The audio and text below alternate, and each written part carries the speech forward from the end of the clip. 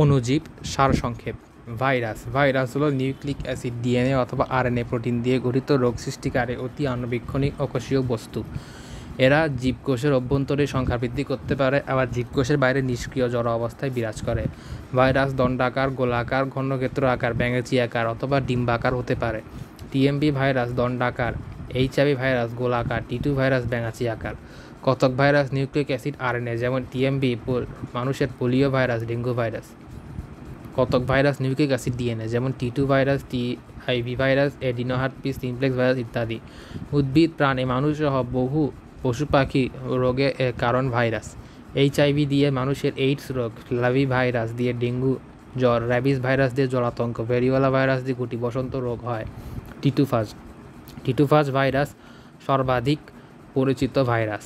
মাথা ও লেজ নামক দুটি অংশ নিয়ে টিটুফাজের দেহ গঠিত। এর নিউক্লিক অ্যাসিড দ্বিসূত্রক বা 60,000 জোড়া নিউক্লিয়য়েড দিয়ে গঠিত। এরা ব্যাকটেরিয়া আক্রমণ ও ধ্বংস করে বলে এদের নাম হয়েছে ব্যাকটেরিওফাজ। Bacteria, একবচনে bacterium. এরা কোষীয়, আণুবীক্ষণিক ও আদিকোষী। এরা দলবদ্ধভাবে থাকতে পারে, তবে এককোষী।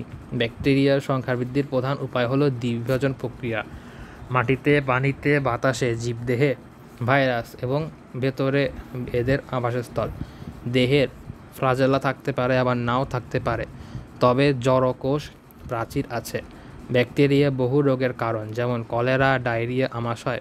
ব্যাকটেরিয়া থেকে তৈরি হয় অ্যান্টিবায়োটিক, ঔষধ, প্রতিষেধক, টিকা। মাটির উর্বরতা বৃদ্ধিতে দুধ থেকে দই তৈরি, পনির তৈরিতে ব্যাকটেরিয়া ব্যবহৃত হয়। কক্কাস, গোলাকার ব্যাকটেরিয়াকে বলা হয় কক্কাস। একা একা থাকে মনোকক্কাস, মাইক্রোকক্কাস বা মনোকক্কাস। জোড়ায় জোড়ায় থাকে ডিপ্লোকক্কাস ও চেইনের মতো থাকে স্ট্রেপ্টোকক্কাস।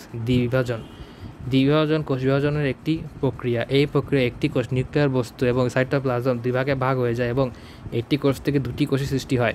ব্যাকটেরিয়ার সংখ্যা বৃদ্ধির প্রধান উপায় হলো দ্বিবিভাজন। এটি একটি অযৌন প্রক্রিয়া। মেরোজয়েড, স্ত্রী এবং পুংজনন কোষের মিলনের ফলে যে কোষের সৃষ্টি হয় তাকে বলা হয় জাইগোট। জাইগোটে স্ত্রী ও পুংজনন কোষের পূর্ণাঙ্গ অংশ মিলিত হয়। ব্যাকটেরিয়া যৌনজননের প্রক্রিয়া দাতা কোষ, পুংজনন কোষ, আংশিক ক্রোমোজোম গ্রহীতা কোষ প্রবেশ করে। তাই গ্রহীতা কোষ দাতা কোষে সম্পূর্ণ বংশগত বস্তু ধারণ করতে পারে না।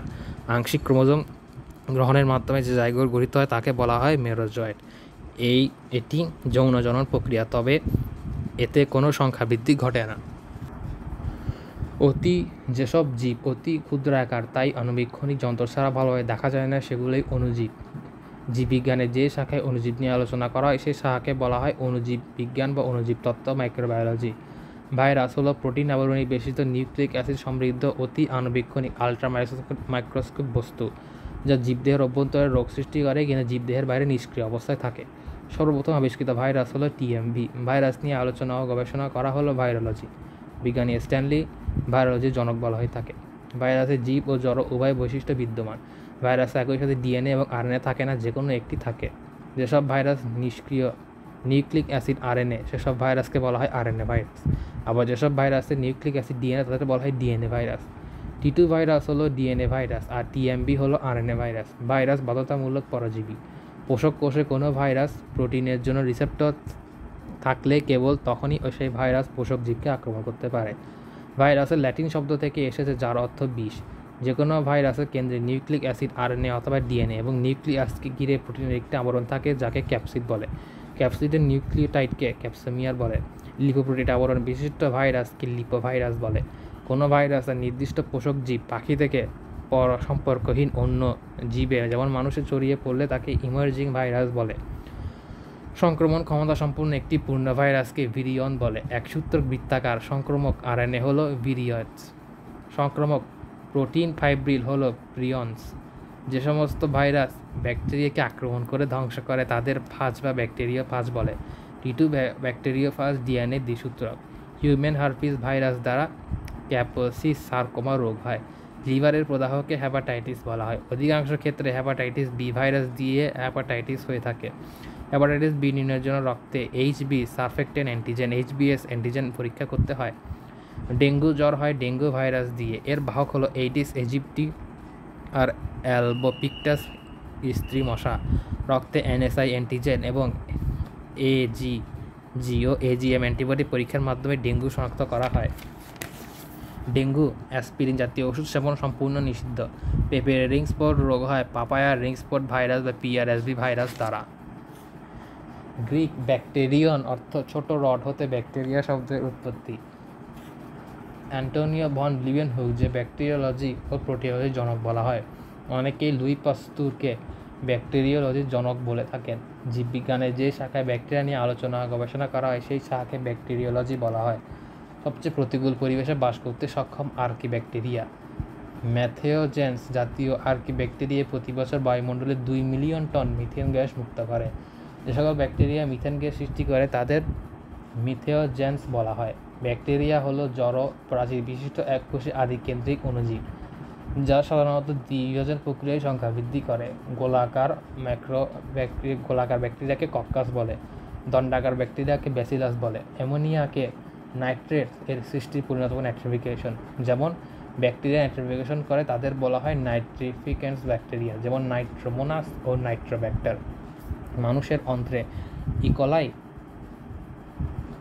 বিভিন্ন রোগ যেমন ক্যাবি, বিভিন্ন ভিটামিন যেমন ক্যাবি2, বায়োটিন ইত্যাদি উৎপন্ন করে সরবরাহ করে। ক্লস্ট্রিডিয়াম বটুলিনাম নামক ব্যাকটেরিয়া খাদ্যে বটুলিন নামক রোগ সৃষ্টি করে যা মৃত্যু ঘটাতে পারে। জন্থামোনাস ওরাইজি পিভি ওরাইজি নামে ধানের ব্লাইট রোগের কারণ হয়। ভিব্রিও কলেরি নামক ব্যাকটেরিয়া দ্বারা কলেরা রোগ হয়। টক দই গোলাকার, দণ্ডাকার। ব্যাসিলিয়াস স্ট্রেপ্টোককাস হলো গোলাকার এবং ল্যাক্টোব্যাসিলাস হলো দণ্ডাকার। ফরাসি ডাক্তার চার্লস লেভেরন ম্যালেরিয়া আক্রান্ত রোগীর রোহিত রক্তকণিকা থেকে ম্যালেরিয়া জীবাণু আবিষ্কার করেন। স্যার রোনাল্ড রস আবিষ্কার করেন যে অ্যানোফিলিস মশা রোগের জীবাণু এক দেহ থেকে অন্য দেহে ছড়ায়। ম্যালেরিয়া জীবাণু প্লাজমোডিয়ামের গণভুক্ত। আমাদের দেশে সাধারণত প্লাজমোডিয়াম ভিভিক্সের প্রজাতি দিয়ে ম্যালেরিয়া হয়ে থাকে, যা জ্বর আসে 48 ঘন্টা পর পর।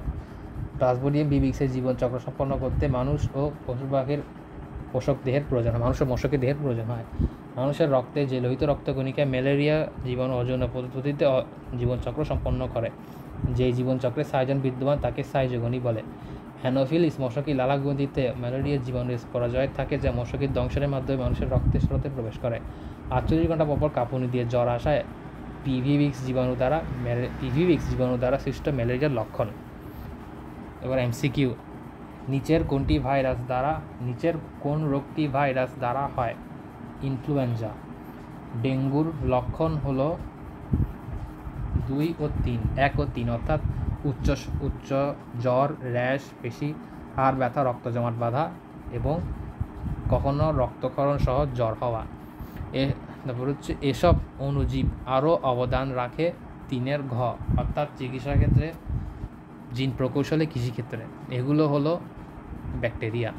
অনুচ্ছেদে অণুজীব নিচের কোন প্রকৃতকোষী অণুজীবের সাথে সবচেয়ে বেশি সাদৃশ্যপূর্ণ? 4 হলো ক অর্থাৎ স্যাকারোমাইসেস।